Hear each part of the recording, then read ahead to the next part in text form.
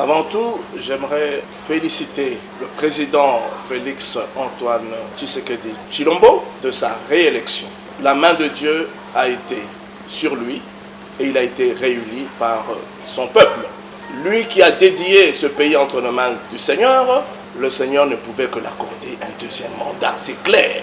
Quant à ce, nous allons l'accompagner dans son deuxième mandat pour que tout le peuple congolais se réveille de son sommeil profond et qui est un sommeil spirituel. Réélection du président de la République, Félix Antoine Tshisekedi Tshilombo, pour le second mandat à la magistrature suprême du pays. Les voix s'élèvent pour saluer cette victoire tant attendue du candidat numéro 20 aux élections du 20 décembre 2023 sur ces challengers tous battus à plate couture au premier round sans aucune résistance. Au ministère chrétien du combat spirituel, un culte d'action de grâce a été organisé ce lundi 1er janvier, le premier jour de l'année 2024, pour glorifier l'Éternel Dieu Tout-Puissant, lui rendre grâce pour le bienfait en faveur de cette nation, la RDC. Les bergers Alain Gabriel Olangui, président de la fondation Olangui Osho, a saisi cette occasion pour féliciter l'élu du moment, le chef de l'État, Félix Antoine Tshisekedi Tshilombo, à la magistrature suprême du pays, tout en lui rassurant le soutien total